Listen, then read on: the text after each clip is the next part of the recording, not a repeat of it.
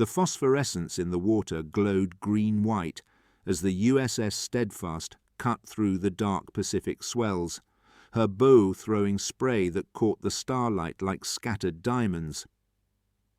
Commander James Sullivan stood on the bridge wing, binoculars pressed to his eyes, scanning the horizon for the telltale wake of a periscope or the silhouette of an enemy vessel. Behind him, 3 miles to starboard, the USNS Mercy sailed on her steady course, her white hull marked with massive red crosses that were supposed to guarantee her safety under the Geneva Convention. Sullivan had stopped believing in the sanctity of those crosses 6 months ago. It was August 1944, and the Steadfast was a Fletcher-class destroyer that had been reassigned from fleet operations to escort duty after taking a kamikaze hit off Saipan. The damage had been repaired, but the ship had lost enough speed that she was no longer suitable for fast carrier task force operations. Instead, she had been given what the Navy brass considered a less demanding assignment: shepherding hospital ships and supply convoys through the increasingly dangerous waters between the Philippines and the newly captured Marianas. Sullivan was 42 years old, which made him ancient by destroyer commander standards. He had spent the years between the wars as a merchant marine officer, after resigning his commission in frustration over the Navy's glacial peacetime promotion system. When war came, he had been recalled to active duty and given command of a destroyer escort, then later the Steadfast, after her original captain was killed in action. His crew respected him because he was competent and kept them alive, but they also knew he was bitter about the assignment, convinced that real war was happening elsewhere, while he played nursemaid to medical ships. Lieutenant Commander Thomas Riley, the ship's executive officer, emerged from the bridge and joined Sullivan at the railing. Riley was 28, Annapolis class of 1938, and everything Sullivan had once been: eager, idealistic, and certain that the war could be won through proper adherence to doctrine and regulations. They had an effective working relationship built on mutual competence and mutual distrust. "Captain, radio intercept reports increased Japanese submarine activity in this sector. Intelligence suggests they're targeting medical ships specifically, trying to disrupt our casualty evacuation chain." Sullivan lowered his binoculars. "They've been targeting hospital ships for months, Tom. Every time we complain to the Red Cross, the Japanese claim the ships were carrying troops or ammunition. Convenient excuse when you're losing the war and getting desperate. Sir, with respect, the Geneva Convention clearly states—" "The Geneva Convention is a piece of paper, Mr. Riley. It has no power when one side decides to ignore it. Those red crosses on the Mercy might as well be bullseyes." Sullivan raised his binoculars again. "How many patients does she have aboard?" "Last report was 347, mostly combat casualties from the Guam operation. Burns, amputations, compound fractures, the kind of cases that need immediate evacuation to Pearl Harbor for proper treatment. 347 men whose war was over, who had fought their battles and earned their passage home." Sullivan thought about them lying in the Mercy's wards, some sedated, some awake, and staring at the ceiling, all of them helpless if something went wrong. If a Japanese submarine put torpedoes into that ship, most of those men would die before they could be evacuated. The Mercy was designed for medical care, not damage control. She had minimal watertight compartments and would sink quickly if holed below the waterline. "Mr. Riley, I want continuous sonar sweeps, active if necessary. I don't care if we advertise our position. Any submarine captain knows we're out here anyway. What I want is to know if he's getting close." "Active sonar will reduce our battery efficiency, sir. We might not have enough power for—" "I'm aware of the limitations, XO. Do it anyway." Riley hesitated, then nodded. "Aye, aye, sir." After Riley left, Sullivan remained on the bridge wing, watching the hospital ship's distant lights. The Mercy was required to be fully lit at night, her red crosses illuminated by floodlights, so that any attacker would know exactly what she was. The theory was that no honourable commander would attack a clearly marked medical vessel. The reality was that in this savage Pacific War, honour had become a luxury neither side could afford. Below decks, in the destroyer's forward sonar compartment, Petty Officer Second Class Martin Kowalski sat at his station wearing heavy headphones, listening to the ocean. Kowalski was 23 years old, from a Polish neighbourhood in Chicago, and he had the best sonar ears on the ship. He could distinguish between a whale, a school of fish, and a submarine's screws at ranges that amazed even experienced sonar operators.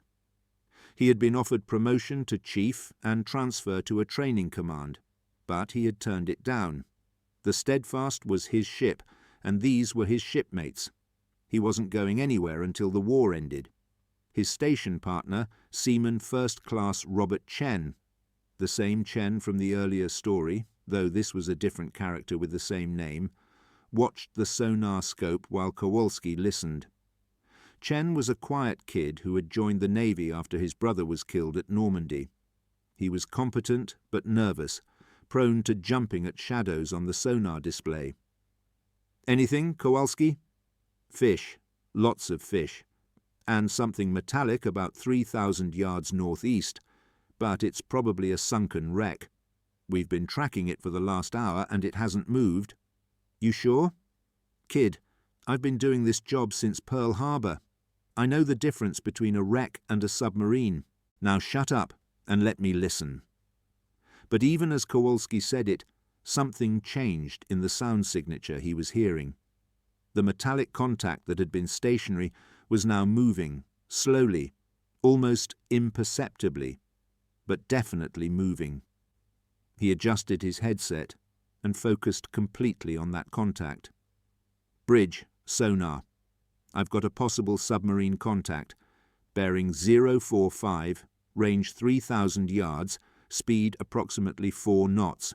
It's running quiet, but it's definitely under power." On the bridge, Sullivan felt his stomach tighten. "Sonar, bridge, go active. I want a solid classification on that contact." The active sonar pulse went out, a powerful ping that would be heard for miles underwater. It reflected off the contact and came back with a clear return. Kowalski's voice came over the intercom, all trace of his usual casual tone gone. "Bridge, sonar. Contact is classified submarine, bearing now 043, range 2,800 yards. She's turning toward us. No, wait, she's turning toward the Mercy." Sullivan grabbed the intercom handset. "General quarters. All hands to battle stations. This is not a drill." He turned to the officer of the deck. "Come right to 043, all ahead flank. Radio, get a message to the Mercy. Tell her we have a submarine contact and she needs to alter course immediately." The destroyer came alive as men raced to their stations. Gun crews manned the 5-inch guns and the 40mm or anti-aircraft batteries that could be used against surface targets. Depth-charge crews prepared their weapons, rolling the heavy barrels into position on the stern racks and K-gun projectors. In the engine room, the crew coaxed maximum power from the boilers, pushing the destroyer to her top speed of 33 knots. Lieutenant Commander Riley appeared at Sullivan's side. "Captain, if we attack that submarine, we'll be violating protocol. We're supposed to alert the Mercy and let her evade while we shadow the contact. The Mercy is a 20,000-ton hospital ship that makes maybe 15 knots on a good day. She can't evade a submarine. We attack now, or we watch 300 men die. Sir, those are non-combatants. The Japanese wouldn't. They sank the hospital ship Centaur off Australia last year. 600 people died, including nurses. They attacked the hospital ship Manunda in Darwin Harbour. They don't care about Red Crosses, Tom. They care about winning, and right now, sinking our medical ships helps them win by disrupting our casualty evacuation system." The Steadfast closed the distance to the submarine at high speed. her bow wave growing as she accelerated. Sullivan watched the range decrease on the radar repeater. 2,000 yards, 1,500, 1,000. In the sonar compartment, Kowalski was tracking the submarine with complete concentration. Bridge, sonar. Contact is at periscope depth. She's got a solution on the Mercy. I think she's setting up for a torpedo shot. Sullivan didn't hesitate. Batteries release. Commence firing. The forward 5-inch gun barked, its shells screaming across the water toward where the submarine had been just seconds ago. The round impacted the water 200 yards from the contact, sending up a geyser of white foam. The submarine immediately dove, her periscope disappearing beneath the surface. "She's running deep," Kowalski reported. "Bearing 045, depth 200 feet, speed increasing." "Prepare depth charge pattern delta," Sullivan ordered. "Set for 150 and 250 feet. I want a tight pattern directly over her projected position." The Steadfast roared over where the submarine had been, and her stern depth charge racks released 6 barrels in rapid succession. The K-guns fired 4 more charges to either side, creating a diamond pattern around the submarine's estimated position. The charges sank to their preset depths and detonated, massive underwater explosions that sent columns of water shooting 50 feet into the air. The destroyer's hull rang like a bell from the nearby explosions. In the sonar compartment, Kowalski tore off his headphones as the noise overwhelmed his senses. "Jesus Christ, I'm deaf, I can't hear anything." Chen took over, his hands shaking as he tried to reacquire the contact. "I don't see her. Wait, there, she's still moving, bearing 050 speed. She's slowing down. I think we hurt her." On the bridge, Sullivan watched the water where the depth charges had detonated. Oil was rising to the surface, thick black crude that spread in an iridescent slick. But there was no debris, no sign of a kill. The submarine was damaged but still alive, and that made her more dangerous than ever. A wounded submarine was unpredictable, and her captain would be desperate. "Sonar, do you have a track?" Chen's voice was uncertain. "Sir, I'm getting confused returns.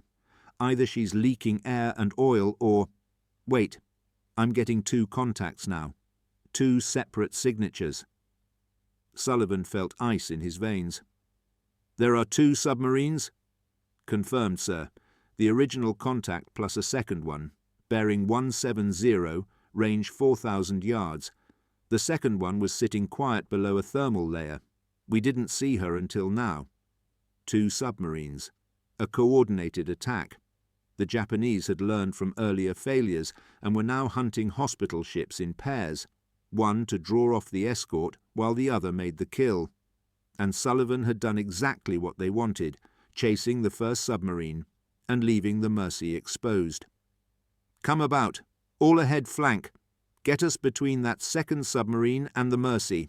Radio, flash message to Pearl Harbor. We have a coordinated submarine attack in progress. Request immediate air support." The Steadfast heeled hard to port as she came about, her crew holding on as the destroyer carved a tight turn. But even at flank speed, Sullivan knew the mathematics were against them. The second submarine was closer to the Mercy than they were, and submarines were stealthy. By the time they closed the distance, the enemy could have already fired. On the Mercy, Captain David Harrison stood on the bridge, watching the destroyer maneuver wildly in the distance. He was a Navy doctor who had been given command of the hospital ship because he was senior and because someone with medical knowledge needed to make decisions about patient care during operations. He knew nothing about naval tactics and relied entirely on his executive officer, Commander Patricia Donovan, to handle the ship's navigation and defense.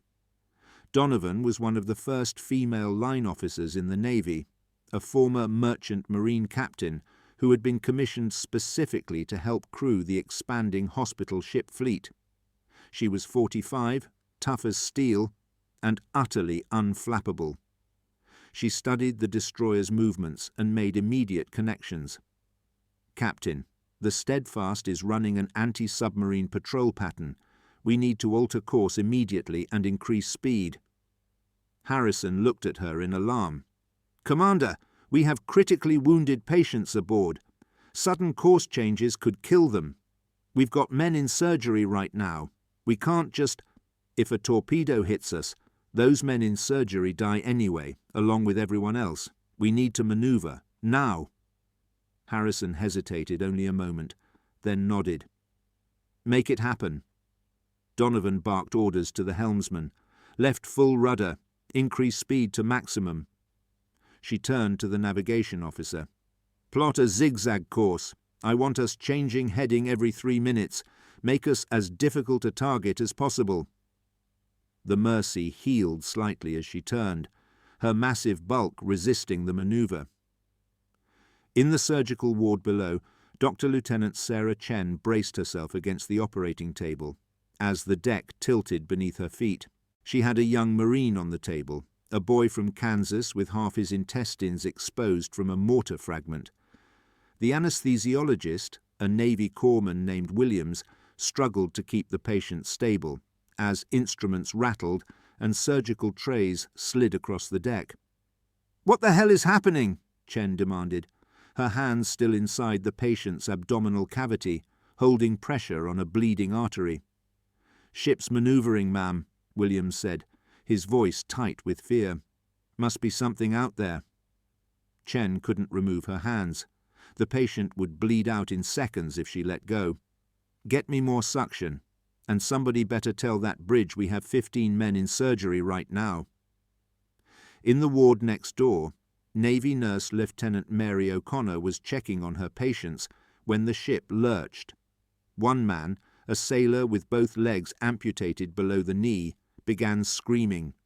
Another, heavily sedated with morphine, didn't even notice. O'Connor moved through the rows of beds, her voice calm and reassuring despite the fear gnawing at her stomach. "It's all right, boys.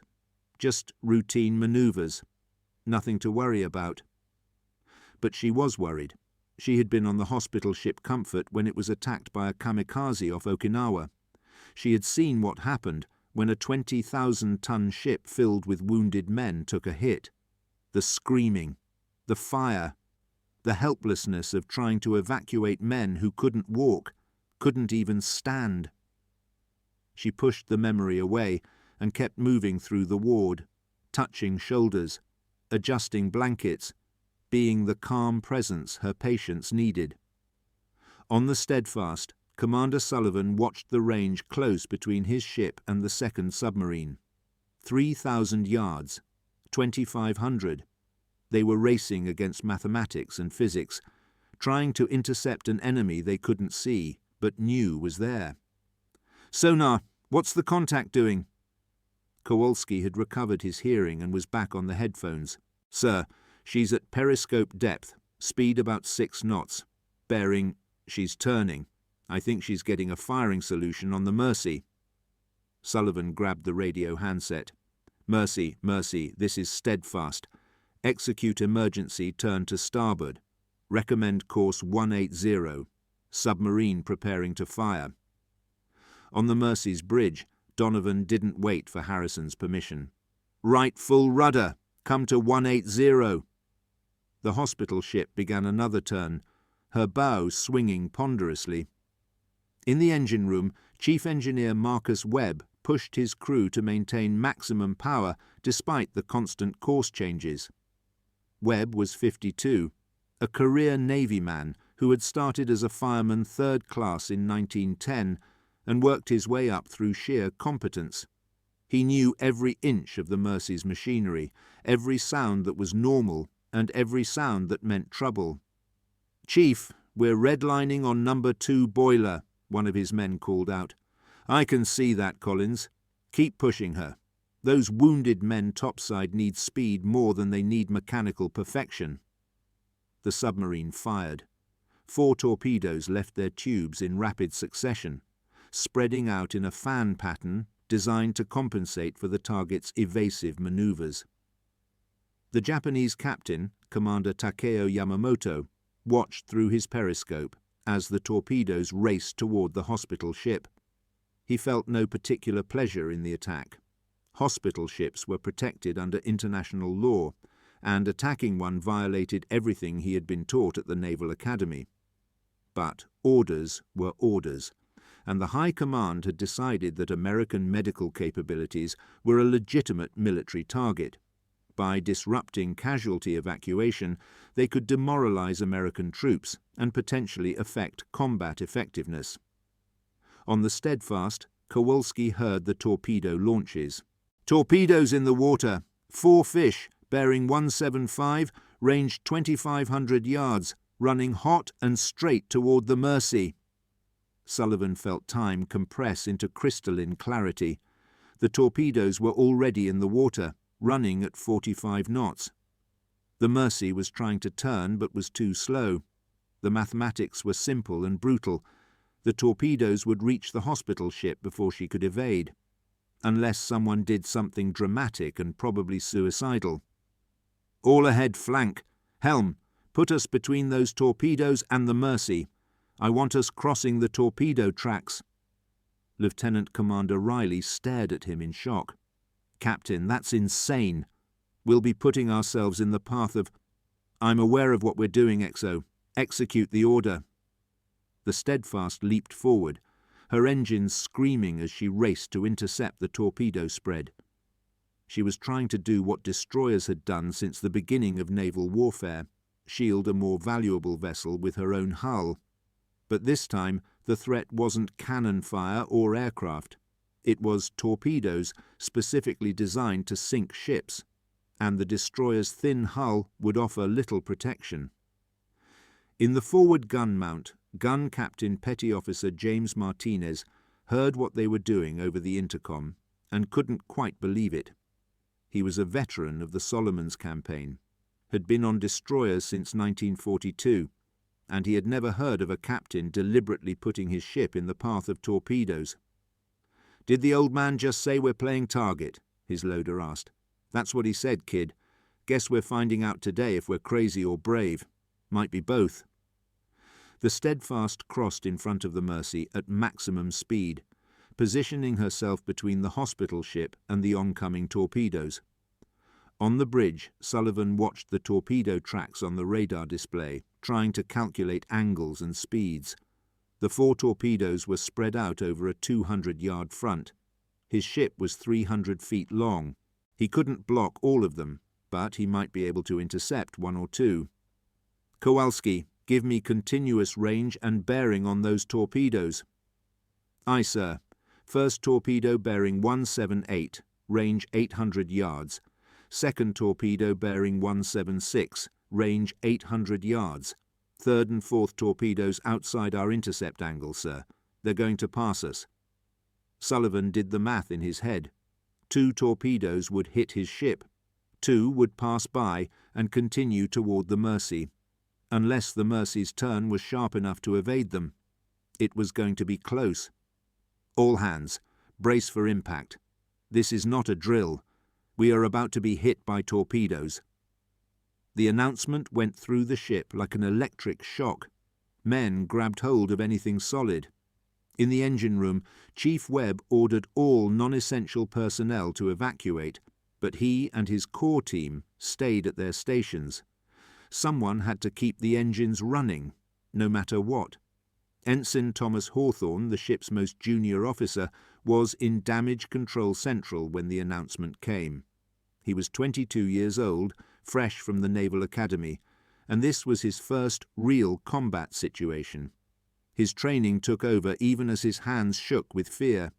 He checked the damage control boards, verified that all watertight doors were sealed, ensured repair parties were positioned and ready. But inside, he was terrified. The first torpedo hit the Steadfast amidships on the starboard side, exactly where the ship's fuel tanks were located. The explosion was catastrophic, a massive underwater blast that tore a 20-foot hole in the destroyer's hull and sent a column of water, fuel oil and debris shooting into the air. The ship shuddered like a wounded animal, her entire frame twisting from the impact. In the forward engine room, the explosion threw men to the deck and ruptured steam lines. Superheated steam filled the compartment, scalding everything it touched. Chief Webb saw 3 of his men go down, heard their screams, and knew they were dead or dying. But the engines were still running, and he had a job to do. "Seal that bulkhead! Isolate the steam leak! Keep those turbines turning!" The second torpedo hit 30 seconds later, further aft, near the destroyer's stern. This one hit close to the depth charge racks, and several of the charges detonated sympathetically. The combined explosion was enormous, lifting the Steadfast's stern out of the water and breaking her keel. Men in the after part of the ship died instantly, vaporized by the blast or crushed by collapsing bulkheads. Sullivan was thrown across the bridge, hitting the bulkhead hard enough to break ribs. He struggled to his feet, his vision blurred, his ears ringing. The ship was listing heavily to starboard, and he could feel her losing way. They were dying, and they had maybe minutes before she went down. But they had done what they set out to do. The 2 torpedoes that would have hit the Mercy had instead hit the Steadfast. The other 2 torpedoes raced on toward the hospital ship. But the Mercy had completed her turn and was now presenting a much smaller target profile. The first torpedo missed by 50 yards. The second missed by less than 20. On the Mercy's bridge, Commander Donovan watched the destroyer burning in the water, her back broken, flames shooting from her ruptured hull. She understood immediately what the Steadfast captain had done. He had sacrificed his ship to save theirs. She felt a profound mix of gratitude, grief, and rage at the war that demanded such sacrifices. "Captain Harrison, the Steadfast took both torpedoes meant for us. She's sinking. We need to recover survivors." Harrison was already moving. "Sound general quarters. Get all lifeboats prepared for launch. Medical teams to the boat deck. We're getting those men out of the water." On the submarine that had fired the torpedoes, Commander Yamamoto watched through his periscope as the destroyer burned. He felt a grudging respect for the American captain. That had been a deliberate sacrifice, the action of a warrior. The hospital ship had evaded the other 2 torpedoes and was now turning back toward the sinking destroyer. Yamamoto could fire again, finish what he had started. But his submarine had just 2 torpedoes left, and that destroyer's sacrifice meant other escorts would be converging on his position. His tactical mind made the calculation quickly. The opportunity was gone. Time to withdraw. "Take us deep. Course 180, silent running." The submarine slipped beneath the waves and disappeared into the deep Pacific, leaving behind the burning destroyer and the hospital ship racing to save survivors. On the Steadfast, Sullivan knew they had only minutes. The ship was settling by the stern, her back broken, flooding uncontrollably from 2 massive holes. "All hands, abandon ship. This is not a drill. Abandon ship." Men streamed onto the deck, many of them wounded from the blasts. The life rafts were deployed, and sailors began going over the side. The water was warm at least. This was the tropical Pacific, not the frigid North Atlantic. Men would survive in the water for hours if they could avoid the sharks. Lieutenant Commander Riley appeared at Sullivan's side, blood streaming from a scalp wound. "Captain, we need to go. She's going down." "Where's Kowalski? Where's the sonar team?" "Forward compartment took a direct hit, sir. They're gone." Sullivan felt something break inside him.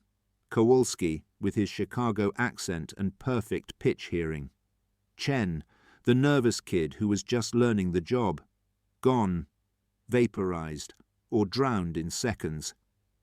"Sir, we need to leave. Now." Sullivan nodded.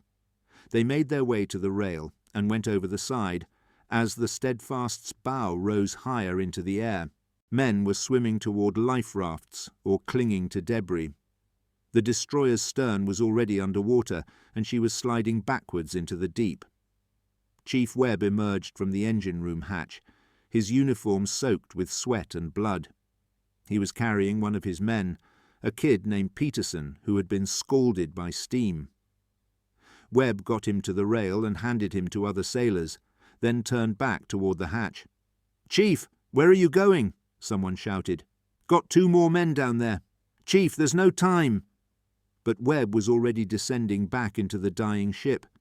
He found the 2 men, Jenkins and Rodriguez, trapped under a collapsed stanchion in the forward engine room. The water was waist-deep and rising fast. Webb used a piece of broken pipe as a lever and managed to shift the stanchion enough for the men to crawl free. "Get topside! Go, go, go!" They scrambled up the ladder while Webb followed. They reached the main deck just as the ship gave a final lurch and the bow began to swing vertical. All 3 men dove into the water and swam as hard as they could. The Steadfast's propellers rose into the air, still slowly turning, and then the entire ship slid beneath the waves with a sound like a dying groan. She was gone in less than 3 minutes from the time Sullivan had given the abandon ship order. The Mercy arrived on scene 15 minutes later, her boats already in the water, her crew forming human chains to pull survivors aboard. Navy nurses climbed down cargo nets into the boats to provide immediate medical care to the wounded. Dr. Chen left her surgical patient in the care of another surgeon and went topside to help with triage. Sullivan was one of the last pulled from the water. He was helped aboard the hospital ship and immediately demanded to speak with whoever was in command. They brought him to Captain Harrison's bridge, where he stood dripping salt water, his uniform torn, his face blackened by smoke. "Captain Harrison, Commander James Sullivan, USS Steadfast. How many of my men did you recover?" Harrison consulted with Commander Donovan. 87 so far, Commander. Your boats and rafts are still bringing them in." Out of a crew of 330. Sullivan felt the weight of it crushing down on him. 243 men dead or missing, including Kowalski, including so many others whose names he knew, whose families he would have to write to. "The submarine that attacked you, Commander," Donovan said quietly. "Did you damage it?" "We damaged the first one. The second one fired the torpedoes that hit us. It's still out there, probably running deep." "Then we're not safe yet."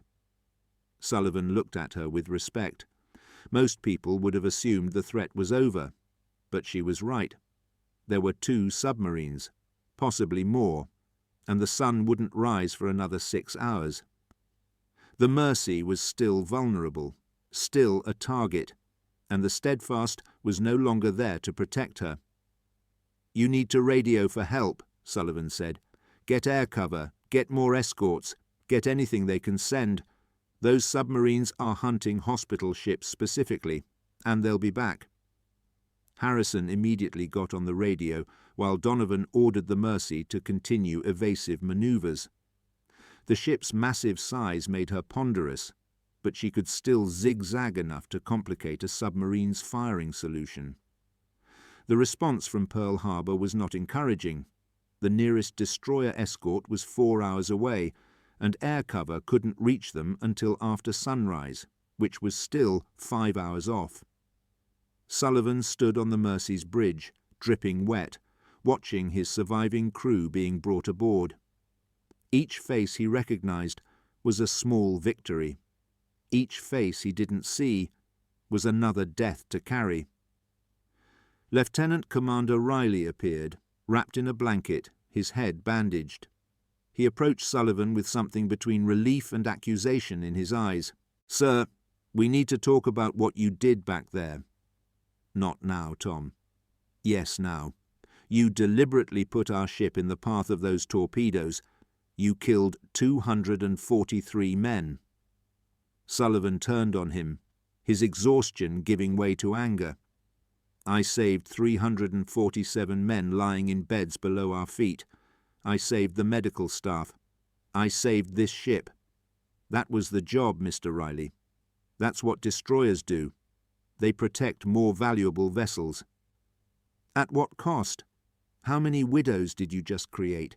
How many children are going to grow up without fathers because you decided their lives were worth less than wounded men who might have died anyway? The words hit Sullivan like a physical blow because they echoed his own doubts. He had made the decision in seconds, acted on instinct and training, but now, in the aftermath, the mathematics of death were undeniable. He grabbed Riley by the shoulders. "Listen to me. If I hadn't done what I did, this hospital ship would be at the bottom of the ocean right now.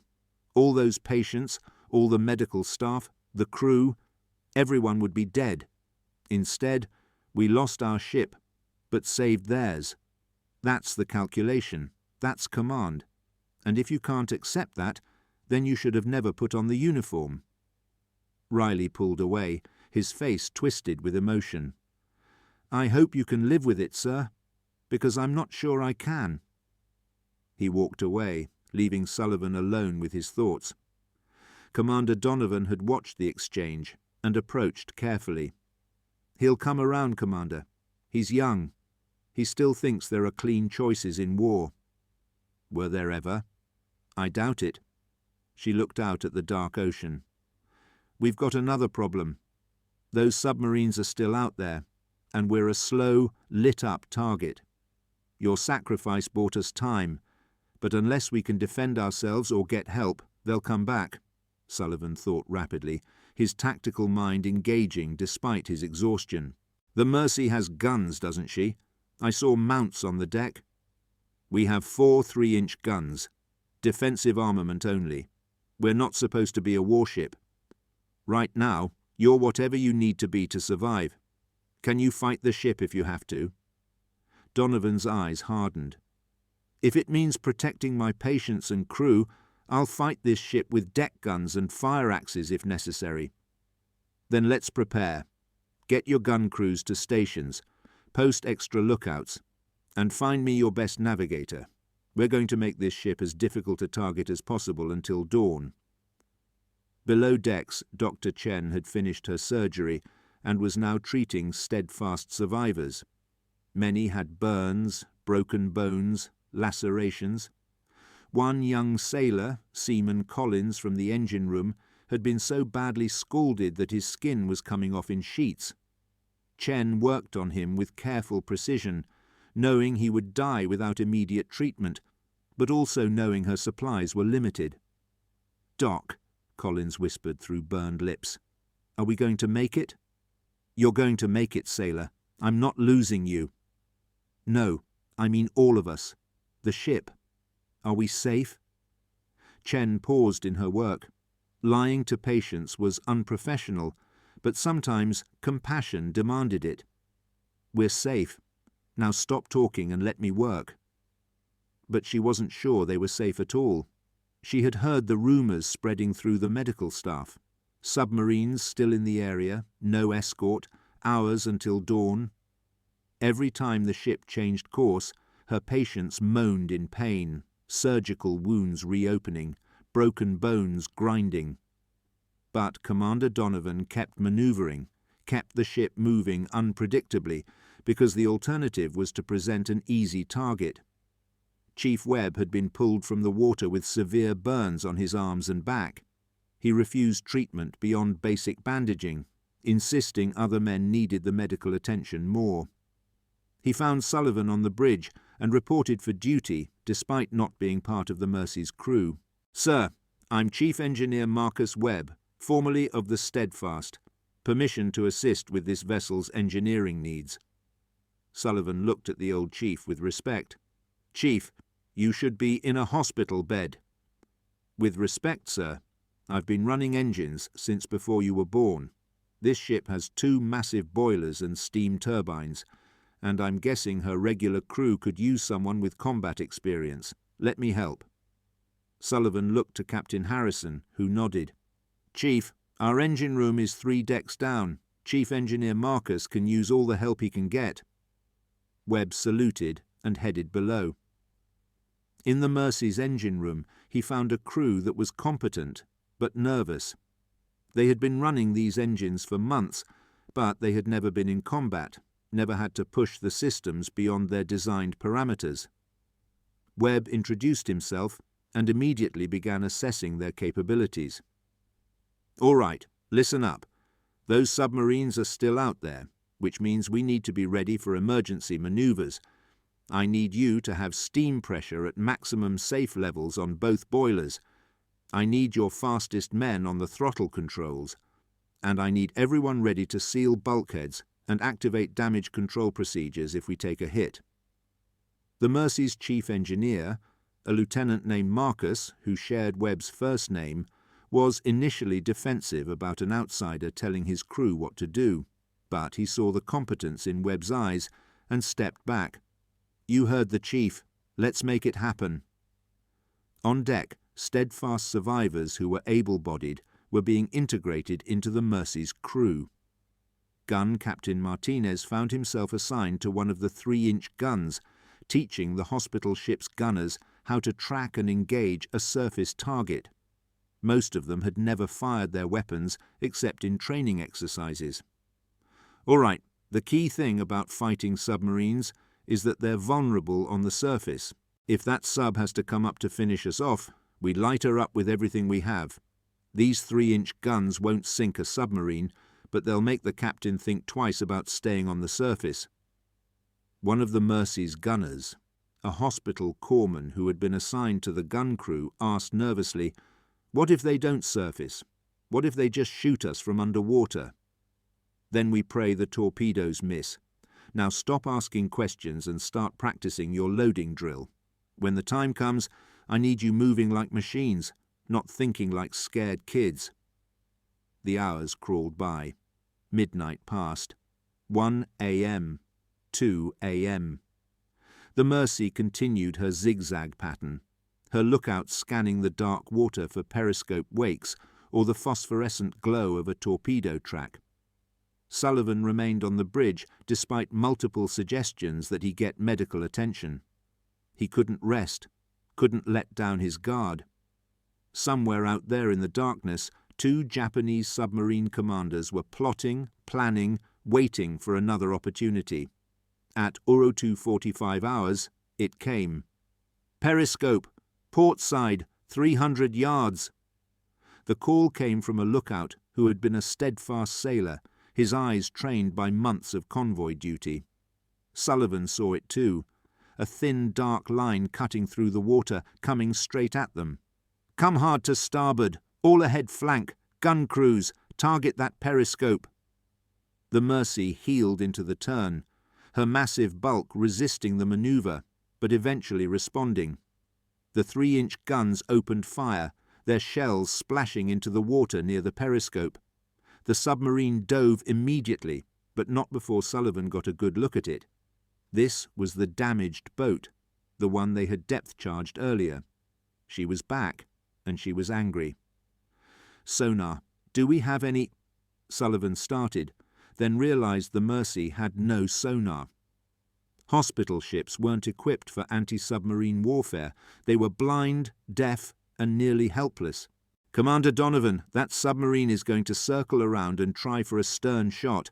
We need to keep turning, keep our bow toward her, make it as hard as possible for her to get a firing angle." Donovan was already giving the orders. The Mercy continued her turn, a slow, ponderous rotation that seemed to take forever. Below decks, patients were crying out in pain as the ship heeled. Nurse O'Connor and her staff moved through the wards, trying to comfort men while securing anything that might break loose. The submarine captain, Commander Ishikawa Hiroshi, watched through his periscope as the hospital ship turned to face him. He was frustrated and running low on options. His submarine had been damaged by the depth charge attack, was leaking oil, and had multiple minor mechanical failures. He had just 4 torpedoes left, and his crew was exhausted. But he had his orders: disrupt American medical evacuation. This hospital ship represented hundreds of American soldiers who would return to fight another day. Sinking her would hurt American morale and medical capabilities. But something about this engagement felt wrong. The destroyer that had sacrificed itself earlier had been crewed by warriors. They had earned his respect with their courage. This hospital ship was filled with wounded men and medical staff. Attacking it felt dishonorable, like striking a fallen enemy who could no longer defend himself. His executive officer sensed his hesitation. "Captain, we have a clear shot. We should fire now. Those are wounded men, non-combatants. They are enemy soldiers who will return to fight us if we allow them to escape. The High Command has ordered—" "I know what the High Command ordered," Ishikawa snapped. He studied the hospital ship through his periscope. The ship was maneuvering, trying to present a difficult target. Someone aboard knew what they were doing. Someone was fighting back despite having no real weapons. He made his decision. "Prepare 2 torpedoes. We fire 1 warning shot across their bow. If they continue toward their destination, we fire to sink. But we give them the chance to surrender first." "Captain, that's not—" "It's what honor demands. Prepare the torpedoes." On the Mercy's bridge, Sullivan saw the torpedo launch. "Torpedo in the water! Port side!" But the torpedo wasn't aimed at them. It crossed their bow at 100 yards, a clear miss that could only be deliberate. Sullivan understood immediately. "He's giving us a warning, ordering us to stop."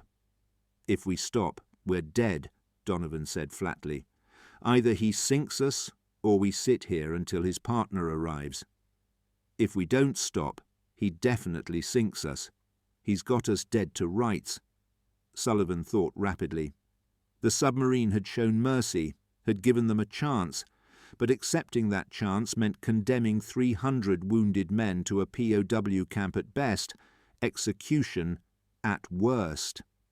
And it meant failing the mission, getting these casualties back to Pearl Harbor for treatment. He looked at the eastern horizon. Still dark. Dawn was at least 2 hours away. 2 hours to survive against a submarine commander who had just demonstrated both capability and honor. "Commander Donovan, keep us moving. Slow to 10 knots, but don't stop. Make him think we're considering his offer but buying time." That might just anger him into firing for real.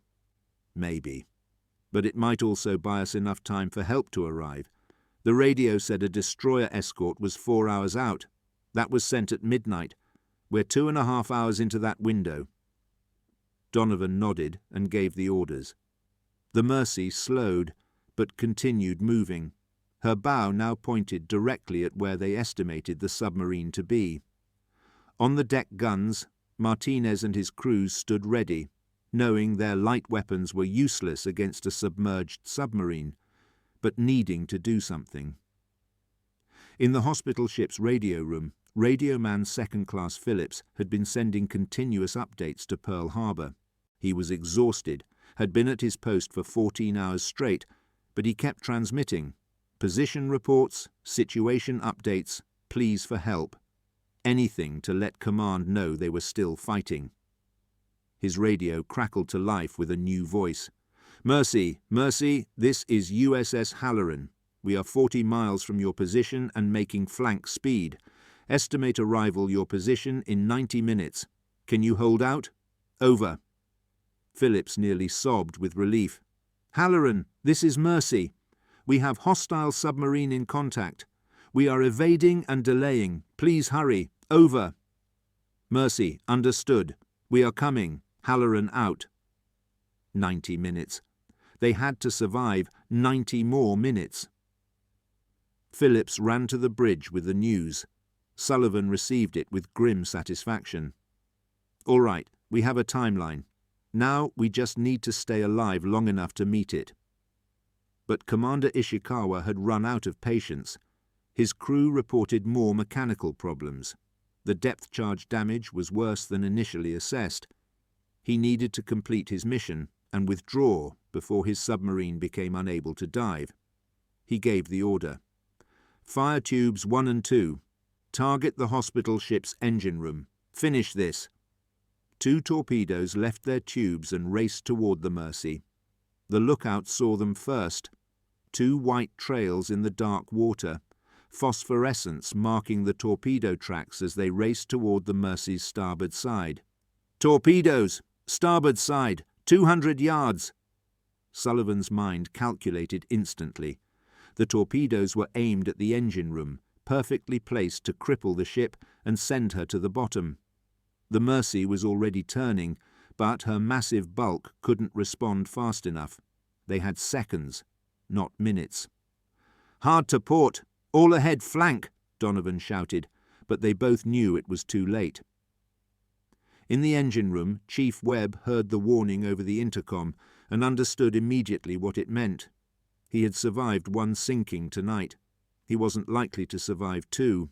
He looked at the young sailors around him, kids who had joined the Navy to save lives, not to die in a flooding engine room 3 miles from the nearest land. "Everyone out! Evacuate now!" "Chief, we can't abandon." "That's an order. Get topside." The crew scrambled for the ladders, while Webb stayed at the throttle controls. If he could give the ship just a few more knots of speed, maybe, just maybe, the torpedoes would miss. He pushed the throttles to their stops, feeling the deck vibrate as the engines screamed in protest. The boiler pressure gauges were in the red zone. The whole system could explode at any moment. "Come on, old girl, give me everything you've got." The Mercy surged forward, her bow lifting slightly as the extra power hit the propellers. On the bridge, Sullivan watched the torpedo tracks with the detached clarity that came from accepting death. The first torpedo was going to hit, no question. But the second one, the one aimed slightly aft, might miss if the ship's acceleration threw off the firing solution. The first torpedo struck the Mercy amidships, but not where it was intended. The ship's sudden acceleration had moved her forward just enough that the torpedo hit the reinforced bulkhead section between 2 cargo holds instead of the thinner-skinned engine room. The explosion was enormous, sending a geyser of water 50 feet into the air and tearing a 15-foot hole in the hull. But the cargo holds were mostly empty and the bulkhead held. Water poured in, but it was manageable. The second torpedo missed by 30 yards, passing harmlessly astern before its fuel ran out and it sank into the deep. In the engine room, Webb was thrown to the deck by the blast. Water began flooding in through buckled seams, and he could hear the groaning of stressed metal. But the engines were still running. The ship was still moving. He had done what he set out to do. He tried to stand and found he couldn't. Something was wrong with his legs. Either broken or pinned by debris, he couldn't tell in the dim emergency lighting. The water was rising fast, already waist-deep. He reached for the intercom. "Bridge, engine room. Engines are still operational, but we're flooding. I'm trapped down here. You need to seal the bulkheads." Sullivan grabbed the handset. "Chief, we're sending a damage control party down." "No time, sir. You seal those bulkheads now, or this ship goes down and takes everyone with it. That's 300 wounded men who need to get home. You do your job, and I'll do mine." Sullivan looked at Donovan, saw the agony in her eyes. She was the one who had to give the order. She was the one who would have to live with it. "Seal the bulkheads," she said quietly. "God forgive us." Below decks, the watertight doors began to close. Massive steel barriers that would contain the flooding but also trap anyone still in the affected compartments. Webb heard them clanging shut, felt the water rising to his chest. He thought about his wife, his kids, the grandchild he would never meet. He thought about the Steadfast and the men he had served with for 3 years. He thought about the young sailors he had just saved by ordering them out. Not a bad way to go, he decided. Not bad at all. He kept his hands on the throttle controls, adjusting the power flow to keep the engines balanced. working his job until the water rose over his head and the Pacific Ocean claimed one more sailor. On the bridge, Sullivan stood in silence, listening to the reports coming in. One compartment flooded but sealed. Engine room still operational on emergency power. Casualty count: 1 dead, 3 injured. Out of 347 patients, only 2 had suffered complications from the blast, both minor. The Mercy was damaged but alive, still making 10 knots, still heading for Pearl Harbor. "Commander," Donovan said quietly, "your chief just saved this ship. He stayed at his post and gave us the power we needed, then kept the engines running until the end. He was a hero." Sullivan nodded, unable to speak. First Kowalski and Chen. Now Webb. How many good men had to die tonight? How many more before the sun rose? The answer came 30 minutes later when the USS Halloran arrived on scene, her searchlights cutting through the darkness, her sonar pinging actively for submarines. The Japanese submarines, their position compromised and facing a fresh escort with full armament, dove deep and withdrew. The battle was over. Dawn broke over the Pacific at 05:47 hours, painting the water in shades of gold and pink. Sullivan stood on the Mercy's deck, wrapped in a borrowed blanket, watching the sun rise. Around him, Steadfast survivors sat in small groups, some sleeping, some staring at nothing, all of them processing what they had survived. Out of 330 men, 87 had made it off the ship. 243 were gone, including Martin Kowalski, Robert Chen, and Marcus Webb. Lieutenant Commander Riley approached, moving stiffly from his injuries. He had been silent since their confrontation, but now he stood beside Sullivan and watched the sunrise. "Sir, I owe you an apology. What you did back there, sacrificing the Steadfast to save the Mercy, I called it murder. But Webb just did the same thing, sacrificed himself to save this ship. And I would have done it too if I'd been in his position.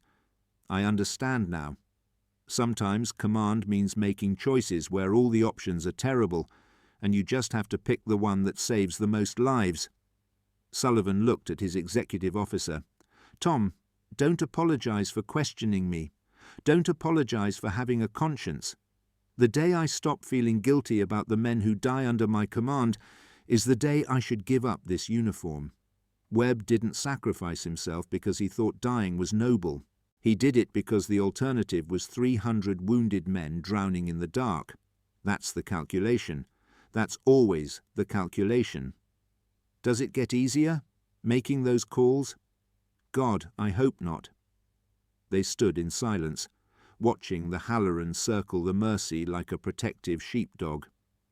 In the distance, a PBY Catalina flew overhead, air cover arriving now that it was no longer needed. The war machine was ponderous, Sullivan reflected. Help always arrived too late, or not at all. You survived by making do with what you had and sacrificing what you must. Below decks, Dr. Chen finished checking on her patients. The young Marine from Kansas was still alive, still sedated, his intestines successfully repaired.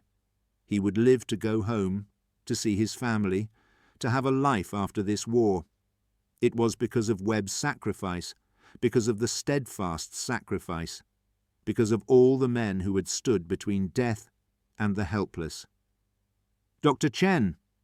It was Seaman Collins, the burn victim she had treated earlier. He was awake now, lucid despite the pain. "Did we make it? Are we safe?" Chen looked at the young sailor with his ruined skin and frightened eyes. "Yes, we made it. We're safe now. The chief who was in the engine room, I heard he didn't get out." "No, he didn't get out." Collins was quiet for a moment. "He saved us, didn't he? Stayed at his post so we could get away." "Yes. I want to remember his name. When this is over, when I go home, I want to tell people about him. Chief Petty Officer Marcus Webb. He was 52 years old. He had been in the Navy since 1910. He was one of the best engineers in the fleet, and he died doing his job. Chief Petty Officer Marcus Webb, Collins repeated. I'll remember. Nurse O'Connor made her rounds through the wards, checking on each patient, offering water or morphine or just a hand to hold. These men had been through hell before they even got on the Mercy, and now they had survived a submarine attack that should have killed them all. Some of them were crying. Some were laughing with the manic relief of the reprieved. All of them were alive, and that was enough. On the deck, Gun Captain Martinez stood with his temporary crew, securing the 3-inch guns they had manned through the long night. They had never fired a shot in anger, had been helpless spectators to a submarine battle fought with cunning and sacrifice rather than firepower. But they had been ready, and readiness mattered. "Martinez," one of the Mercy's regular crew asked, "do you think we would have made it without the Steadfast? Without her taking those torpedoes?" Martinez thought about Commander Sullivan's decision to put his ship between the torpedoes and the hospital ship. He thought about the 243 men who had died so that 347 could live. The mathematics of it seemed cold, but mathematics always did. War was mathematics written in blood. "No," he said simply. "Without the Steadfast, we'd all be at the bottom of the ocean right now. Remember that. Remember them." The Mercy limped into Pearl Harbor 4 days later, her wounded hull patched with temporary repairs, her decks crowded with survivors from 2 ships. The pier was lined with ambulances, medical personnel, Navy brass, and newspaper reporters. The story of the destroyer that had sacrificed herself to save a hospital ship was already spreading, being shaped into the kind of tale that would inspire war bond drives and recruitment posters. Sullivan stood at the rail as the ship docked, dreading what came next. The interviews, the medals ceremony he knew was coming, the official citations that would turn 243 deaths into a glorious sacrifice rather than the brutal calculus of war. He would have to write letters to families, explain to mothers and widows and children why their loved ones were gone.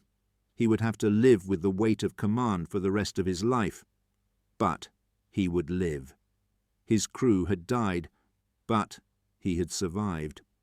That was its own kind of torture. Admiral Chester Nimitz was waiting on the pier, and Sullivan knew there was no avoiding him.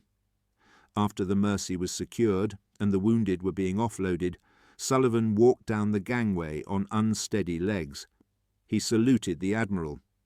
"Commander Sullivan, the Navy owes you and your crew a debt that can never be repaid.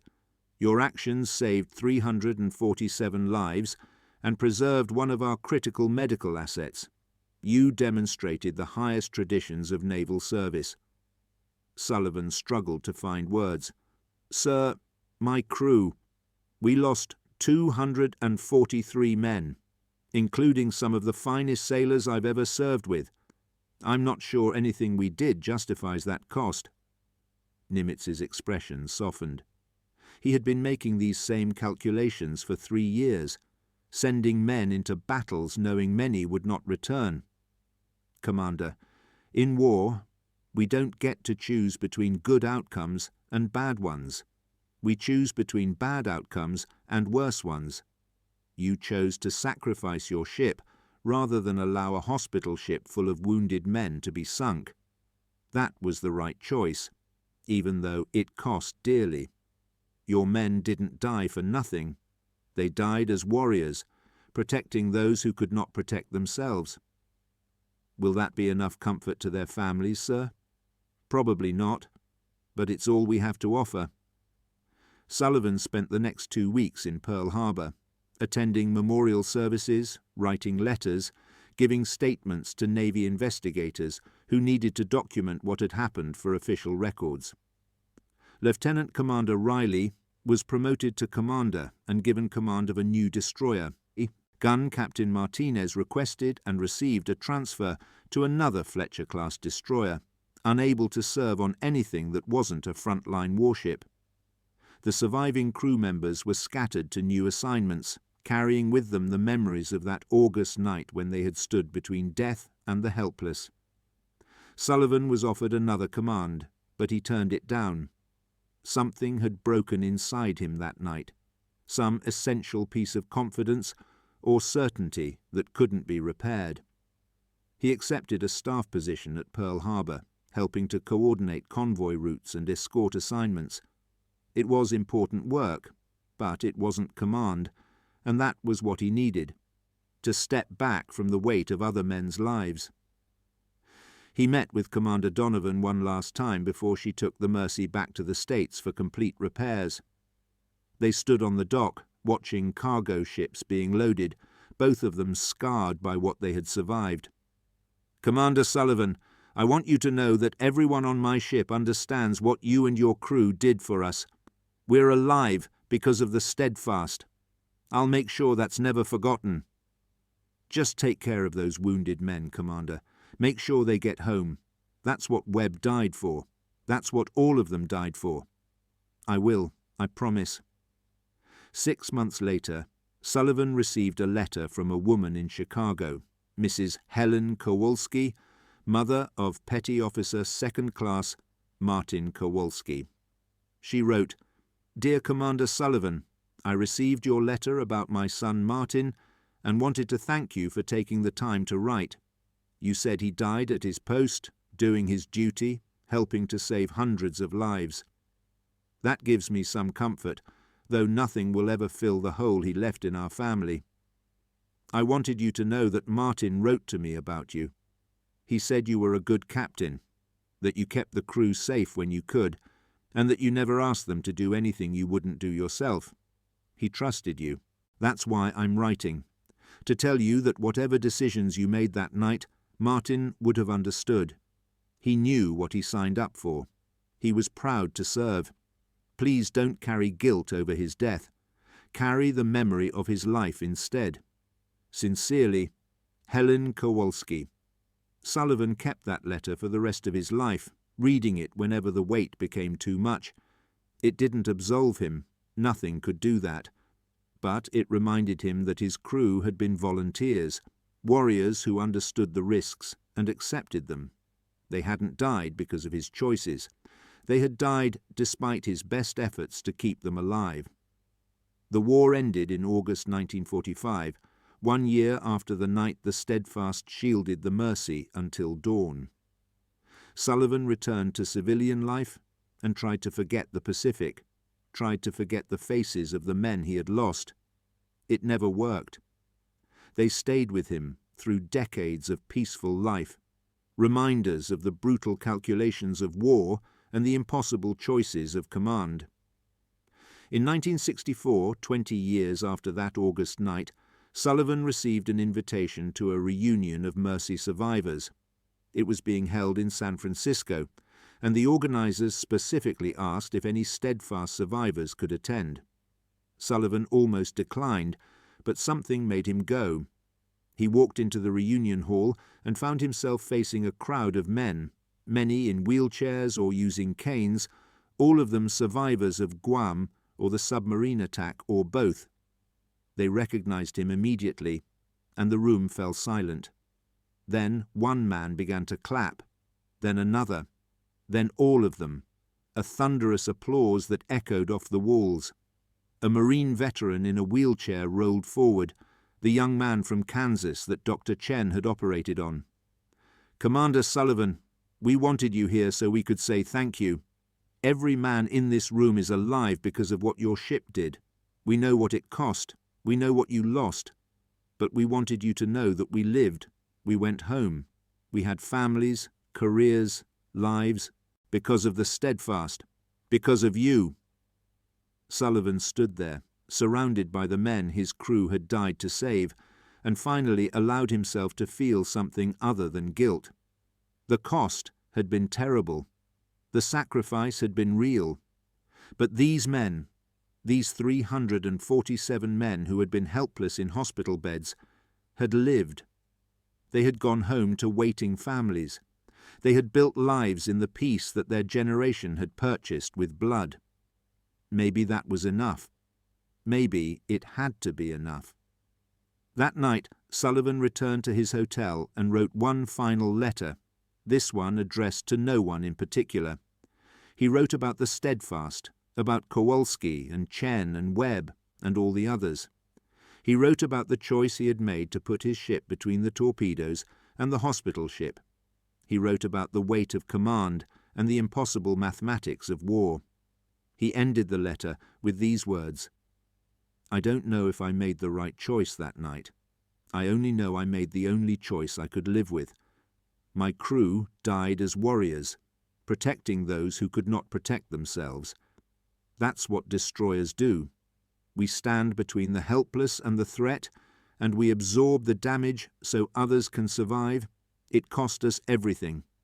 But looking at the faces of those men tonight, the ones who lived because we fought, I can finally say this: it was worth it. The cost was terrible, but the price of doing nothing would have been worse. That's the burden of command. That's the weight we carry. And if I had to do it again, if I had to make that choice one more time, I would do exactly the same thing. Because that's what warriors do. We sacrifice so others can live."